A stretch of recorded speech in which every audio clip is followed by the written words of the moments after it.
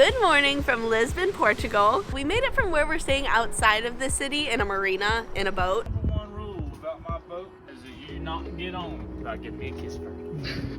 To more of the center part of the city. Yeah, we've got a jam-packed day today, and we're gonna start with a little bit of sweets. We're still grabbing coffee, but Pastéis de Belém is not specifically known for that. They're most known for their pastries, and they've been a pillar in the local sweets industry since 1837. We had pastel de nata in Porto, and we've been talking about it ever since. Got a cafe dupla, Trey got a galao, and then of course we got pastel de nata. Oh my god. I am proud of Trey though, because I have been really poor with learning how to order here, and Trey ordered in all Portuguese and it was chef's kiss. Fantastic. Another reason why we chose Pastéis de Belém is because of its proximity to our next stop. We are currently at the Jeronimos Monastery, and this is one of the most famous places that you can visit here in Lisbon. The Jeronimos Monastery is the most impressive symbol of Portugal's power and wealth during the Age of Discovery. King Manuel I built it in 1502 on the site of a hermitage founded by Prince Henry the Navigator, where Vasco da Gama and his crew spent their last night in Portugal in prayer before leaving for India. Vasco da Gama's tomb is placed on the inside at the entrance, and since as a kid I was obsessed with the original explorers, I felt like this was something that I had to see while I was here.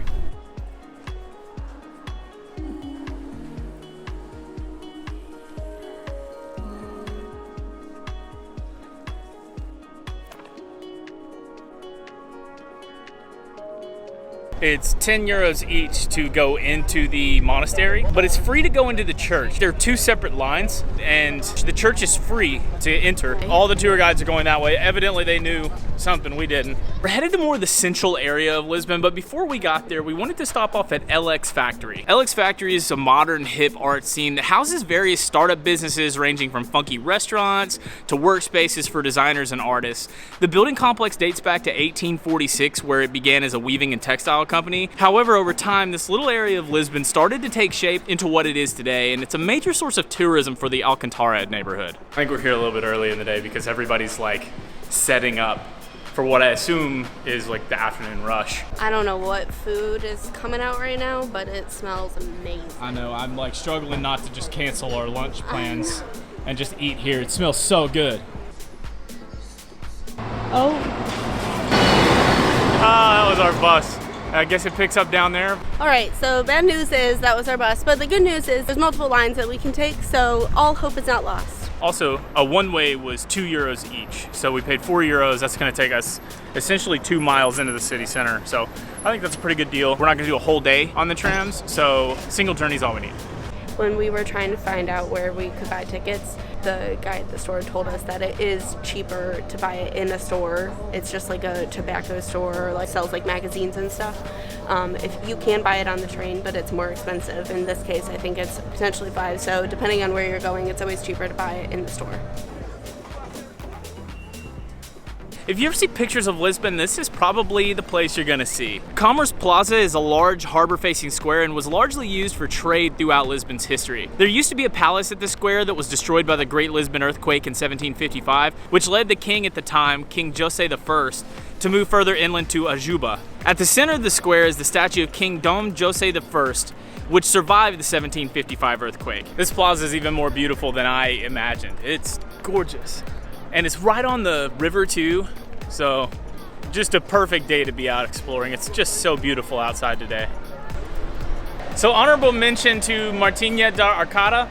We were gonna go there because it's a nice historical restaurant, but it's a little out of our price range. We're gonna find something a little bit cheaper for lunch. I think we found a spot. I'm excited about this. We got sangria. And water too. And water. We haven't gotten any sangria since we've been here, but it's been on almost every menu and I'm really excited to try this. So refreshing. Oh yeah, it's delicious. Oh. The ham and egg, and then we got the chorizo. We inhaled our food before we could really even show. It just went so fast. We were starving. It was a nice little lunch, and now we're headed to the lift. It's a really convenient means of transportation for a lot of the people here, and has become quite the popular tourist attraction, as you can see. We've been here for about 20 minutes, and the lift has not moved yet. So we're gonna find another way up.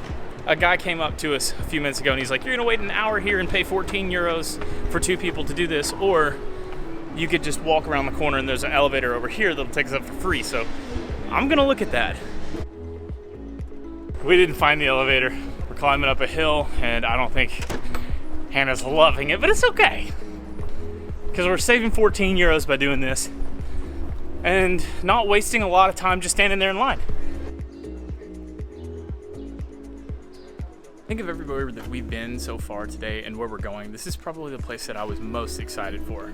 We're at Convento de Carmo, which translates to Carmo Convent. Carmo Convent is a former Catholic convent which was ruined during the Lisbon earthquake of 1755. The monastery dates back to medieval times in the 14th century and was active until its demise in the 18th century. It was built in the Gothic style, which was very typical for the time, and compared to the other Gothic churches throughout the city, the Carmo church was said to be the most imposing in its architecture and decoration. Nowadays, the ruined Carmo church is used as an archaeological museum and is 5 euros to enter.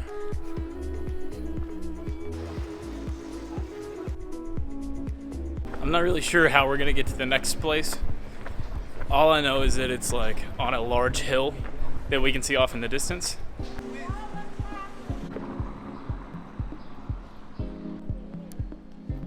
So close. So many hills. Broke out the water, but we are trucking along. They're only allowing one person to go buy the tickets, so Trey went in to buy the tickets. We tried buying them online, but the website wasn't loading properly, so keep that in mind. It's 10 euros per person to enter, and that's the same as online, so it's not cheaper one way or the other. Got them. We're now at Castelo del São Jorge, or St. George's Castle, is one of the most emblematic monuments in Lisbon, situated on the hill highest in the city. Human occupation of the castle dates to at least the 8th century BC, while the first fortifications built date back to the 1st century BC. Since the 12th century, the castle has variously served as a royal palace, a military barracks, and now is a national monument and museum.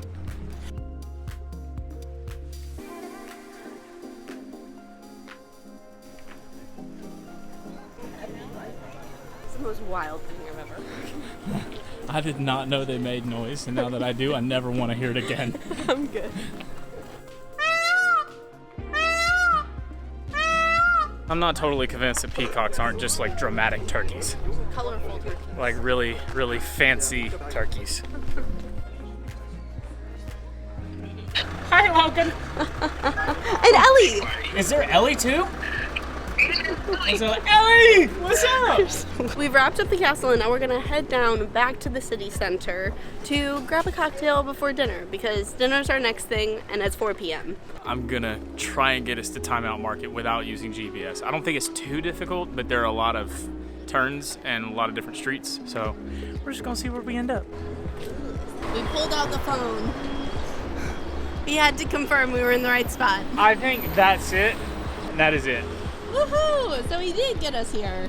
I did. Not exactly to the location because I wanted to make sure, but I was pretty sure this is it up here. I'll take one of everything, please. There are so many different drinks and stuff to choose from, but we got the basics. We went with 2 super box. I don't even know where to start for food. Our dinner recommendation for tonight comes from our friend Sarah Mourinho. Shout out Sarah. We are at Time Out Market in the Ribeiro district. It houses over 30 restaurants and vendors, so it's basically a street food market. And not only was it recommended by a friend, but it's also in the top 3 of just about every guide we found online for things to do in Lisbon, and it's pretty clear to see why. There is everything under the sun here, including Superbach, and that's what we're starting with and probably gonna end with. Is it that obvious that I'm an American and I got the burger? Here we go. Sarah told us we had to try grilled fish. Doesn't matter what, just grilled fish or grilled meats. It's their special of the day. It's grilled codfish with potatoes and garlic sauce. Everything was so delicious. Final thoughts on Lisbon, Hannah? It's been amazing. We have had so much fun here. We've definitely walked a lot. Yep. But we've definitely eaten a lot. Yep. And, you know, it all evens out. We will see you in a few days when we, I guess, fly to Madrid, and then after that we fly back to America for a week. I can't believe the first half of the year is almost over. We'll see you in a few days. day. Yeah, we've got a jam-packed today. We've got a jam-packed day today.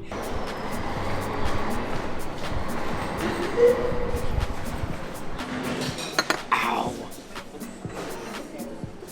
The glass is so hot. God almighty. Ow. Anybody got a glove?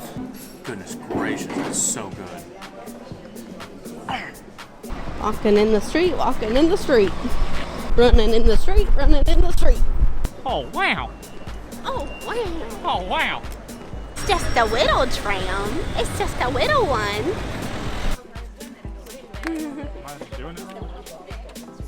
See? It's definitely a hilly silly. Hilly silly. That's a hilly silly. It's definitely a hilly silly. Just. Oh my gosh, you did it again.